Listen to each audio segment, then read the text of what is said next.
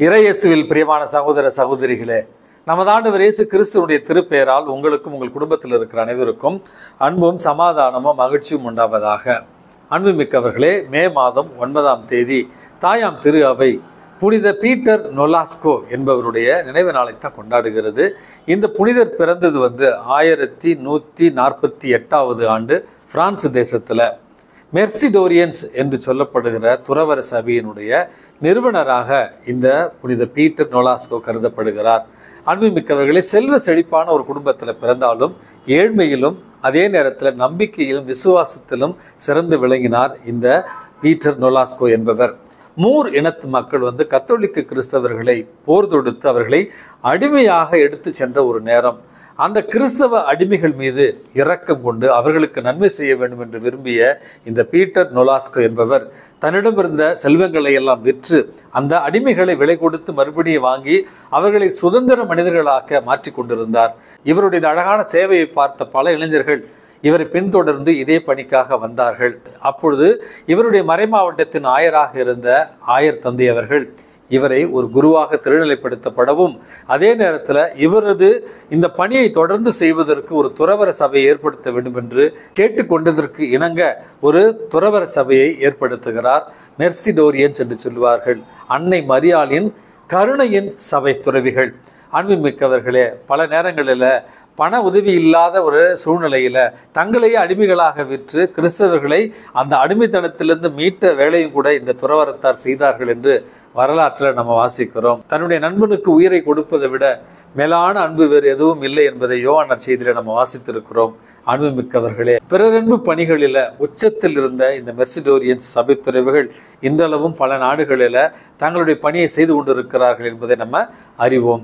இந்த புனித பீட்டர் நொலாஸ்கோ அவர்களுடைய பரிந்துரையால் பிறரன்பில் சிறந்து விளங்க வேண்டிய ஒரு கருத்திற்காக மன்றாடி செபிப்போம். அன்புமிக்கவர்களே, இந்த பாஸ்கு காலத்துல திருத்தூதர் யோவான் எழுதிய நற்செய்தியிலிருந்து தான் நம்ம வாசித்துக் கொண்டிருக்கிறோம். நமது ஆண்டவர் இயேசு கிறிஸ்து வானினின்று இறங்கி வந்த உயிருள்ள உணவு நானே என்கிற அந்த பேருண்மையை நமக்கு எடுத்து விளக்கி கொண்டிருக்கிறார். அதனுடைய ஒரு தொடர்ச்சியாகத்தான் இன்றைய நற்செய்தி வாசகத்தையும் நம்ம வாசிக்கிறோம். அதாவது இன்றைக்கு கொடுக்கப்பட்டிருக்கிற நற்செய்தி வாசகத்துல இந்த ஒரு பகுதியை நம்ம வாசிக்கிறோம்.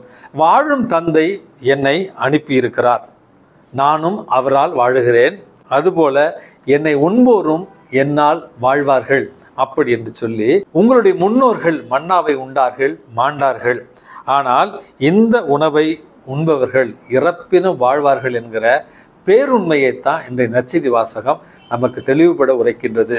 அப்படி என்றால் இந்த நற்செய்தி வாசகம் நமக்கு சொல்லித் தருகிற பாடம் என்பது நற்கருணையின் மீது நமக்கு இருக்க வேண்டிய நம்பிக்கையும் விசுவாசமும்.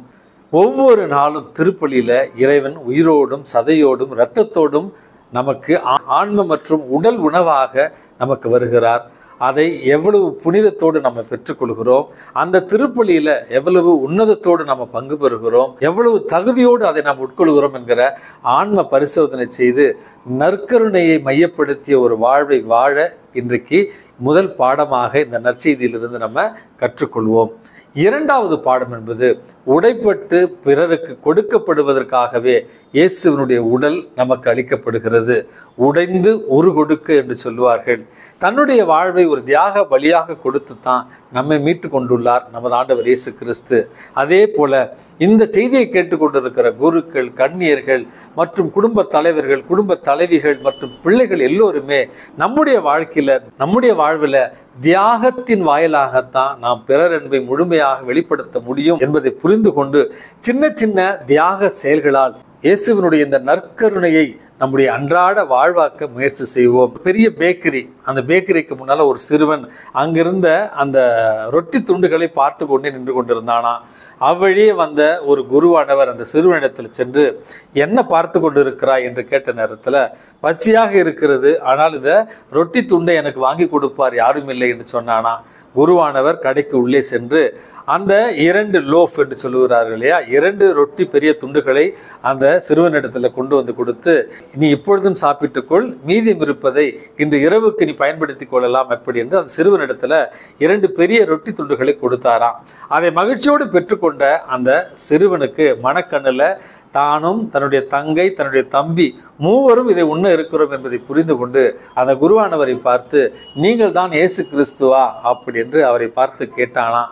அவர் சிரித்து கொண்டே, நானும் உன்னை போல அவருடைய பிள்ளைகளில் ஒருவன் அப்படி என்று சொல்லி அந்த சிறுவனுடைய தோளை தட்டி அனுப்பி வைத்தாராம். அன்புமிக்கவர்களே, எப்பொழுதெல்லாம் பிறரன்பு பணிகளில் நம்ம ஈடுபடுகிறோமோ கிறிஸ்துவை போல நாம மாறுகிறோம். ஆகவே அன்றாட வாழ்க்கையில திருப்பலிக்கு முக்கியத்துவத்தை கொடுப்போம். திருப்பலியை நம்முடைய அன்றாட வாழ்வாக்க முயற்சி செய்வோம். எல்லாம் வல்ல இறைவன் தந்தை, மகன், தூய ஆவி உங்களையும் உங்கள் குடும்பத்தில் இருக்கிற அனைவரையும் நிறைவாக ஆசீர்வதித்து பாதுகாத்து வழி நடத்துவாராக. ஆமேன்.